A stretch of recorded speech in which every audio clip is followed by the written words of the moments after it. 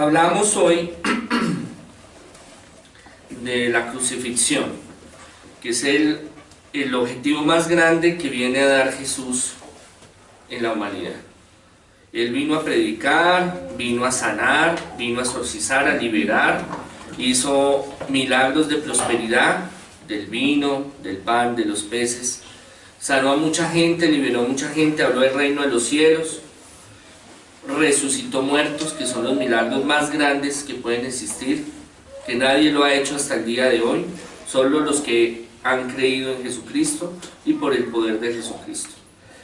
Pero su mayor objetivo era Él dar su vida por nosotros.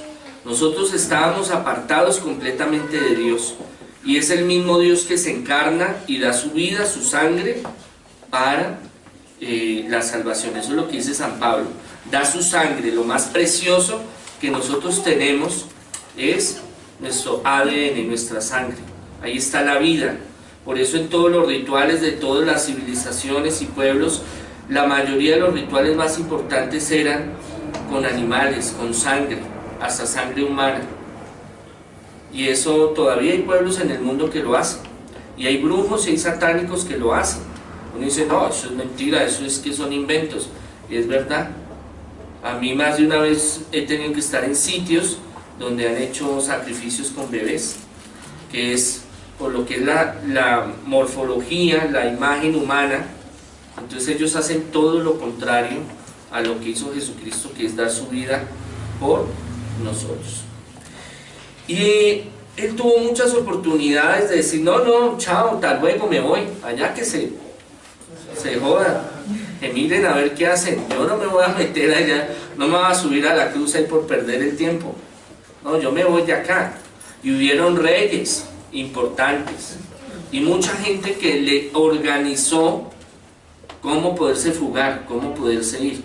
Y en la Sagrada Escritura vemos varias veces donde lo van a coger y lo van a empresar, le van a echar mano y él se desaparece. Está entre la multitud y se desaparece. Está predicando y dicen que lo van a coger y se pierde. Pero no se va de Israel, no se va de Jerusalén. Anda por un lado, anda por el otro. Es más, cuando lo cogen en el Monte de los Olivos, el Señor les dice, venga, y ustedes que son tan valientes, tan berracos, me vieron predicar en la plaza, me vieron predicar allá en el río, me vieron predicar en todo lado, en el templo, y no me cogieron, y vienen a cogerme de noche. Ustedes tienen que ser muy valientes. Entonces, él en cualquier momento, y él tuvo tan buenas oportunidades, hasta el rey de la India, que era un rey muy importante, que tenía mucho poder, diríamos que estaba al igual que el Imperio Romano en ese tiempo, le ofreció, le dijo, yo le doy imperios, yo le doy tierras, si viene y me sana. Él tenía un problema que era cuando se empieza a pudrir el cuerpo, ¿cómo es que se llama? Lepra, eso, que así cabeceando como mi abuelita se me olvida. Entonces tenía la lepra, y en ese tiempo la lepra era una maldición, era como una brujería, se entendía por castigo de Dios, los judíos lo veían así. Entonces, como no había tratamiento, entonces los mandaban para afuera, a que se pudrieran allá en el desierto. Y este rey contrajo la lepra, y fue Judas Tadeo el que se encargó de ir hasta allá. Jesús mismo le dijo, le cogió un trozo de tela, lo bendijo, se limpió el rostro del sudor, se lo dobló y le dijo a San Judas Tadeo, vaya hermanito y entréguele esto al rey. Y el rey lo abre y se lo coloca en la cara, inmediatamente queda sano. Pero el rey quería como fuera, yo quiero ser duro, a mí no me manden mensajeros, hermano, yo quiero el mero, sabiendo que San Judas Tadeo era uno de los discípulos amados, digámoslo así. No Judas Iscariote. Judas Iscariote es el torcido, la rata, para que me entiendan, porque si les digo, ay, no es el malo, no sé qué, no van a entender. Ese fue el que lo vendió y después se arcó. Entonces, hablamos de que Jesús siempre tuvo oportunidad, hasta en el juicio, Cuando Poncio Pilato le dice, bueno, dice que usted que es el Mesías, que es el Salvador, que es el Rey de los judíos, ¿usted qué va a decir? Él hubiera dicho, no, qué pena, esos son otros, yo me equivoqué, no, qué pena, Poncito, yo me voy, no, tranquilo, gracias. Si hubiera podido ir a Europa, porque él estuvo en Europa en su infancia, si hubiera podido ir a muchos lugares, porque Jerusalén era como el centro de comercio y donde usted quisiera irse se podía ir. Entonces él no era que es que le tocó, o es que no sabía, o es que no, desde pequeño él sabía cuál era su misión y era dar su vida. La crucifixión era un método muy antiguo de muchos pueblos en los cuales generar pánico, terror hacia un pueblo, hacia una población, hacia una persona. Era a través del empalamiento, del hacerle torturas, el quemarlos vivos, el crucificarlo. Había muchas formas de crucifixión. ¿Qué hicieron los romanos? Los romanos lo adaptaron y lo utilizaron, lo mejoraron, lo potencializaron. ¿Para qué? Para cuando llegaran a un pueblo no tener que matar a todo el mundo. Cogían a 10, 20, 30 pichurrias por ahí, bandidos, y los crucificaban, los empalaban, los prendían con brea. Eso lo hicieron con muchos cristianos. ¿Para qué? Para que usted cuando pase se sienta miedo y terror. Diga, uy, con madre, si a este lo cogieron y lo volvieron miércoles. No, yo me voy a portar juicioso. No voy a hacer revoluciones, no me voy a enfrentar con ellos, porque mire cómo Pepito Pérez terminó allá. Entonces era una forma psicológica de terror hacia un pueblo. Cuando el pueblo romano tomó al pueblo judío, le respetó varias cosas, entre comillas, porque en sí el pueblo romano los veía como una escoria, pero una escoria, una raza inferior que les podía ayudar económicamente, sus trabajadores, digámoslo así, o esclavos, para que me entiendan. Esclavos con ciertos privilegios de que podían reunirse a orar, podían reunirse a hacer actividades económicas, pero como habíamos hablado antes, hay dos formas de apoderarse de un pueblo. Uno es con las armas, que llegue y coge y matemos a todos estos hijos de madres, y nos repartimos lo que haya, que eso siempre ha pasado en muchas guerras, o el factor económico. Yo cojo y desangro a un pueblo, me quito el problema de estar matando, de armas, de soldados, de incursiones, entonces los cojo y los aprieto hasta que no puedan hacer más. Y así estaba el pueblo judío. Y una de las penas máximas, las de más vergüenza, las de más humillación, era ser crucificado, porque eso era para la ralea más baja, más pudresfacta, digámoslo así, de la sociedad, sobre todo de los judíos. Acuérdense que ellos tenían 617 normas y que para ellos era estrictamente sagrado hacer sus cosas, las leyes. Y si usted no cumplía, hermano, grave. Por ejemplo, usted no se podía entrar al templo sin bañarse las manos, por ejemplo. Uy, pegar una levantada de Padre, Señor mío. Si la mujer tenía el periodo, ni se le fuera a ocurrir entrar al templo, porque eso era una ofensa terrible. Eso sí le daban las manos. Y a la casquisuelta, por ahí que se deje pillar, ¡ay! Para la picota pública, a tirarle piedra como un hijo de madre. Si usted robaba, eso todavía permanece en los pueblos orientales. Si usted robaba, móchele la mano. Si lo volvía a hacer, móchele la otra. Y si lo volvían a encontrar, bueno, ahí sí, grave. Y entonces, una forma de aparte de humillarlo, porque ellos hubieran podido que fuera rápida, sin dolor, la muerte de Jesús, porque ellos conocían las artes de matar, de forma de que o le podían causar un inmenso dolor a Jesús, o lo podían hacer que se durmiera y que ahí quedara su vida. Pero ellos querían un escarnio para todo el pueblo, un ejemplo, y lo torturaron al frente de la gente, hicieron que caminara con la cruz el Calvario, Y a veces vemos en películas y a veces la Sagrada Escritura habla muy metafóricamente de lo que sucedió. Pero en un pasaje en la Biblia dice, y quedó tan desfigurado su carne que no se reconocía. Fue tan golpeado, fue tan humillado, fue tan cercenado en su cuerpo que ya no se sabía si era Jesús o quién era. Es más, los látigos que usaban, habían varias clases, y unos eran para romper huesos, otros eran para arrancar la carne, eran como especie de tenazas que pegaban y sacaban el pedazo. Otros eran para quemar, o sea, ellos eran unos tipos salvajes, o sea, las fuerzas, sí, digámoslo así, eran terribles. Y vemos salvajismo hoy en día, sí lo vemos, y en muchos pueblos en la antigüedad y modernos que fueron y hicieron y descuartizaron y todo eso no es nuevo. Eso ya viene de tiempo atrás, están los genes que nosotros traemos, que algunos los desarrollan, otros no los desarrollan. Entonces, aparte de que querían dejar como, porque habían varios que se creían Mesías, varios que se creían Jesús, y hablábamos en ese tiempo y en otras predicaciones que ellos no tenían plata, no tenían ejército, no sabían pelear, estaban desorganizados porque se peleaban entre ellos, a enfrentarse con el imperio, con el mejor ejército de todos los tiempos, que eran los romanos.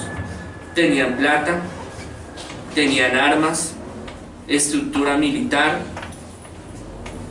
sabían cómo pelear, eran peleadores, guerreros terribles, a unos pobres ahí miserables campesinos, pescadores, agricultores, que por ahí tenían un machete y eso. Pero verdad sí eran, echados para adelante, madre. Pero ya estaban cansados del imperio romano y quería acabar eso. Entonces habían varios así mechilargos, todos hippies como Jesús por ahí. Venga, revolucionémonos, venga, vamos a coger a los romanos, le vamos a dar cuchillo. ¿Sí? Claro, eso eran brotes por el momento. Ay, como cuando uno se revela con el papá, ay, le decía así, entre manos del otro papá, bueno, ¿qué fue? No, papi, no, mi amor, no, papi, no, otra cosa. Entonces llegaban los romanos y los cogía, bueno, ¿cómo es la cuestión? No fue ese, se perdían por ahí. Pero para acabar ese problema, decidieron hacer un ejemplo vivo con Jesús, haciéndole muchos martirios y que sufriera demasiado. Las crucifixiones son de la forma más agonizante que hay, porque usted empieza a desangrarse, empieza a perder fuerza, el dolor a crucificarlo, y empieza a sufrir ahogo, porque el peso hace que su pecho sienta ahogo y que usted no pueda respirar. Y si hay hemorragia interna, usted se siente que se está ahogando, y se siente sofocado, y siente gran calor y sed. Y habla la Escritura, hoy como estamos estudiándola, que varios se burlaban y le decían, bueno, si usted es el Mesías, gracias a ese letrero donde está en hebreo, en arameo y en griego, en latín, donde dice, este es el Hijo de Dios, este es el Hijo de Israel, el Rey de Reyes, el Rey de Jerusalén, el Rey de Galilea, el Rey de los judíos, fue que se encontró, Santa Elena después encontró la cruz, porque a cada crucificado, eran tan nobles los romanos, le ponían el título de por qué lo crucificaban. Robó, todo ratero, pichurria, se portó mal con la mamá, cualquier cosa tenía su letrero, ¿sí? Sí, contestón, se le dio en la jeta porque no, por contestón. Entonces a Jesús lo escupían, se le burlaban, los centuriones, es más, le daban de beber y él, o un vino amargo, para que sintiera más agonía, sintiera más dolor. Y sin embargo él no decidió, él tenía un poder tan grande que podía decir, bueno, entonces estos me los llevo por delante. Cuando a usted le pegan, ¿usted qué siente? Dolor. ¿Qué más siente? No, ¿qué más siente? Yo cojo y le pego una cachetada a usted. ¿Usted qué hace? ¿Qué hace? Ah, me la devuelven. Es como el padre, yo a veces quiero pero me detengo. Entonces usted siente rabia, usted siente impotencia, usted siente dolor, sufrimiento, pero su instinto lo hace sentir rabia y querer, bueno, este me dio y tenga también. Sí, que es una lámpara grande, ¿sí? Ah, no, así me pegue, pero yo también le doy, yo no soy manco. Y nosotros los colombianos que somos, pero mejor dicho. Ah, Dios mío, esos volados del genio. Pero él en su interior supo aceptar. Hubo un momento en que en su cuerpo físico ya no aguantaba más. Y por eso las palabras, ¿por qué, Señor, me has abandonado? Porque si lo vemos desde la parte física, cualquiera en un momento desesperado dice, yo estoy acá solo. Pero sin embargo, él fue valiente y se sostuvo hasta el final. Y es más, él hace el último milagro antes de morir, porque ya después resucitó y triunfó. Ahí están las bases del cristianismo y lo que nosotros creemos. No solo que quedó en la cruz y murió, por eso es que la cruz es tan importante, porque la cruz es un símbolo de triunfo. Era un símbolo de maldición, de rechazado, de porquería, de lo más vil y lo más bajo. Porque a los que no cometían tantos delitos y le daban la pena de muerte, le daban cicuta, un veneno. O cogían con una espada y lo atravesaban aquí la aorta y listo, salimos del paciente. Pero con Jesús se ensañaron bien feo. Pero porque él tenía esa misión de dar su vida y dar lo más preciado, su cuerpo, su sangre, por la salvación. O sea, estábamos tan en la inmunda nosotros, estamos en la horrorosa, para que me entiendan, si no me entienden. Estamos tan alejados de Dios porque el ser humano se volvió malo, se volvió vengativo, se volvió soberbio, se volvió dañino. Entonces, él tiene, entonces yo voy y lo mato y me quedo con lo que él tiene. Y desde ahí se abrió esa brecha entre el cielo y la tierra, esa brecha entre Dios y los hombres. Es cuando Jesús viene y nos restaura, nos redime con su sangre, el precio más grande que uno puede tener, porque ahí está todo lo que está en el ADN, está todo lo que está la humanidad, el ser humano.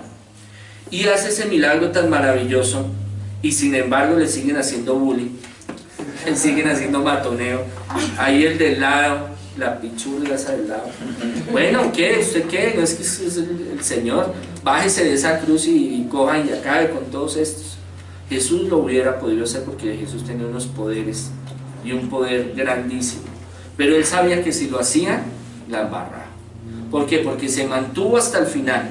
Sufrió para que ahorita baje y los extermine a todos. No, pues grave. Iba en contra de todo lo que él quería. Entonces él en su interior luchaba con ese cuerpo físico.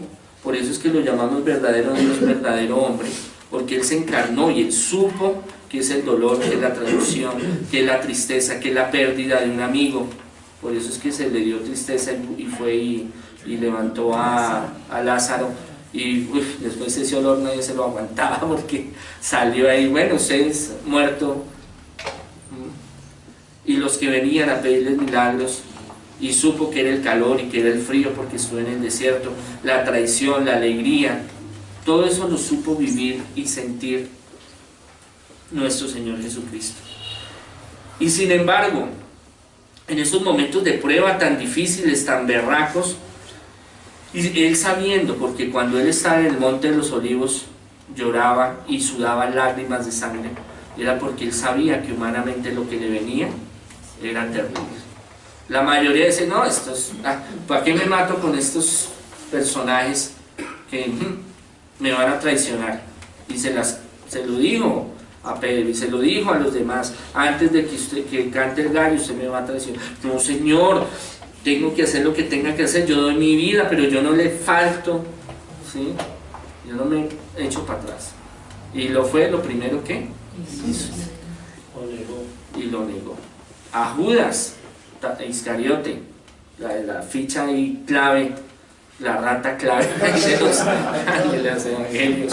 Claro, el que está metiendo el pan ahí en la sopa ahí, en lo que estamos haciendo, ese es el que me va. Claro, el tipo pero que todo yo se levanta y se va. porque claro, él ya tenía su plan, él ya no tenía feriado y vendido a Jesús, porque él sentía una gran traición, porque la visión de Judas no era la misma que tenía Jesús. Entonces él se sintió traicionado, porque Jesús no era el guerrillero, como lo hemos hablado, que tenía su metralleta y ta, ta, ta, ta, ta, ta. Se me va a dar su dinero, no, ta, ta, ta. No, que iba a sacar a los romanos y que le iba a traer bultos llenos de oro. No, Jesús venía a liberarnos y a traernos la vida eterna, que eso es mucho más importante. Y es cuando hay una revelación divina, hay un momento tan hermoso y tan maravilloso, que al otro lado estaba este otro ser que estaba en la agonía, y estaba teniendo un momento de recapacitación, un momento de estudio profundo de su ser, un estudio de diciendo, bueno, aquí estamos nosotros, y se lo dice al otro, venga, usted no tiene miedo de Dios, usted no, sí, aquí estamos porque fuimos torcidos, fuimos ratas, fuimos pichurrias, aquí estamos y nos lo ganamos, listo, y yo lo reconozco, pero este hombre no ha hecho nada, porque entre ellos se conocían y sabían quién era el bueno y quién era el malo. Eso entre ratas se conoce. Es así, ese mundo es así. Cuando nacemos nosotros por concepción genética y social, vamos buscando grupos. Entonces nos gusta el grupo y después la profesión, y eso nos vamos haciendo grupitos, rosquitas, como llaman ustedes. Hay unas roscas buenas, otras roscas malas por ahí, pero bueno, exacto. Entonces él tiene una revelación, porque eso fue una revelación que Dios le dio, de saber que él era el Hijo de Dios y que era Dios. Y Dios en ese momento, con su poder, le dice, hermano, no se preocupe en sus pecados, que hoy mismo usted va a estar conmigo en el paraíso. Uy, qué poder tan sobrenatural de Dios. Lo que no puede dar nadie, la salvación, el perdón. Con ese intenso dolor, con ese intenso sufrimiento, hasta pensamientos de rabia, yo creo que él tuvo en un momento dado. Porque muchos de los que estaban ahí fueron los que le pusieron palmitas ahí, y el burrito, ay, el rey, Hosana, Hosana, el rey de los judíos, que lo iban a escuchar, que estaban con él, y después en la plaza, crucifícalo, crucifícalo. Y muchos ahí mismo haciéndole bullying, ¿sí? Ay, bájese, si usted es el rey de los judíos, venga, si usted es el rey de Dios, venga a ver cuál es su cosa, bájese a ver. Entonces, ese gran milagro del perdón es algo que Dios nos enseña en dos cosas. Uno es que la misericordia de Dios es infinita y la salvación es gratuita, porque Dios la dio con su sangre. Y por más malo que sea la persona, si en el último momento de su vida quiere arrepentirse, Dios le abre las puertas del cielo. Pero tiene que haber un arrepentimiento profundo, verdadero, porque Él lo reconoce y dice, mire, nosotros fuimos esto y lo otro, y nosotros nos merecemos esto, pero el hombre que está acá no lo merece. Entonces, cuando hay ese gran milagro de la salvación, reconocer a Jesucristo como Salvador. ¿Y eso en qué nos implica a nosotros? Nosotros no matamos, no robamos. Bueno, uno que otro tiene malos pensamientos, pero de resto no más. ¿En qué nos llama? A que nosotros debemos de confiar en esa misericordia del Señor y debemos de reconocerlo como tal, para que Él haga sus milagros materiales y espirituales. Cuando desnudamente nos entregamos a Dios, le entregamos nuestra vida, nuestro corazón, y le decimos, mire, yo soy esto y esto y esto y esto, es cuando Él obra, Él hace los milagros. Mientras seamos soberbios y no, ay no Señor, yo soy muy bueno y yo hago misa y yo me hago los baños y prendo velones y yo le ayudo a fulano, a sutano, pero mientras nosotros no nos reconozcamos en nuestro interior, no estamos haciendo nada. Eso es una. Y lo segundo es que es tan grande la misericordia del Señor que Dios nos regaló la salvación. O sea, la salvación es gratuita. El que quiera salvarse se salva. Hasta el satánico, el brujo, el asesino más terrible, si en su último momento dice, Señor, yo reconozco que he sido esto y te pido que esa misericordia se salve. Por eso no da los santos óleos y la extrema unción y el perdón de los pecados. Pero el lugar donde vamos a estar, ese sí nos lo tenemos que ganar. Digamos que es una estructura. San Pablo habla de que hay potestades, hay dominaciones, hay tronos. ¿Eso qué quiere decir? Que hay una estructura, hay una organización, una jerarquía, como estaba hablando el Padre Ángel. Hay una organización. Y para ir subiendo en esa organización, acá en la tierra tenemos que ir abonando a capital. Que no le salga saldo rojo ni tarjeta cortada, tarjeta Falabella cortada, propaganda política pagada. Pues me demandan que porque los nombro. Porque aquí tenemos la oportunidad. Ya cuando ya salgamos de este plano terrenal, cuando ya colguemos los guayos, la toalla, ya no vamos a tener oportunidad de llevar al reino de los cielos. Todo lo que se haga con fe, todas las obras de misericordia, todo lo que se haga con Jesús, se haga verdaderamente es lo que nos vamos a llevar. Dios quiere que tengamos prosperidad material, o sea, que nuestras cosas materiales salgan bien y que nuestras cosas espirituales mejor, y que no solo abonemos a la cuenta de tal banco, sino que la del cielo también. Nos quiere ver viviendo en armonía, en alegría, en abundancia espiritual y material, pero depende de nosotros. A veces nosotros nos preocupamos, nos angustiamos solo por las cuestiones materiales. Que no me corten la luz, que no me corten el agua, que debo en la tienda donde chucho, que allá no salgo porque Margarita la del frente le debo, ¿sí? A veces pasa, ¿sí? Son cosas que suceden, pero debemos sí preocuparnos y buscar solucionarlas. Pero hay una máxima que Jesús enseña cosas muy poderosas, espirituales y materiales, y una vez busque el reino de los cielos y todo vendrá por añadidura. Eso no quiere decir que estemos exentos de problemas, como lo hablé la vez pasada, que estemos exentos de persecuciones, como Jesús lo dijo. Acuérdense del Evangelio de la vez pasada: por mi causa los van a vender, los van a calumniar, los van a perseguir. He aquí que yo los mando como ovejas en medio de lobos. Es que nosotros pensamos que es que porque estamos con Jesús ya estamos libres y exentos de cualquier cosa. Todos tenemos, eso es como el cáncer. Todos tenemos la capacidad de desarrollar el cáncer. Esas mismas células que nos dan la vida, nos pueden quitar la vida. ¿O porque a usted sí le va a dar cáncer y a mí no me va a dar cáncer? ¿Ah, porque es más bonito? No, yo soy más bonito, sí, qué pena. ¿Sí? A cualquiera, una diabetes, un problema de la mente, esquizofrenia, un problema de posesión, a cualquiera nos puede pasar. Es que tenemos corona para que no nos pase. Es más, a los hijos, a los que somos escogidos por Dios, a veces nos llegan épocas, pero berracas, difíciles, que decimos, uy, no, pero es que estoy en la inmunda, estoy cerrado, ¿sí? No veo una luz, no veo nada, y yo hago oración, hago obras de misericordia, porque la visión de Dios es muy diferente, y Dios sabe que pasando esas pruebas y esas dificultades, a veces uno crece espiritualmente, en fe, en constancia, gana para el reino de los cielos si se ofrece. Pero viene en la inmunda y peleando con Dios, alegándole. A veces tenemos crisis. Santa Teresa de Ávila, eso se agarraba con unas peleas y le reclamaba y le decía, bueno, en la noche se reconciliaban. Porque es que la tenemos perdida con Dios. ¿Usted cómo va a pelear con Dios?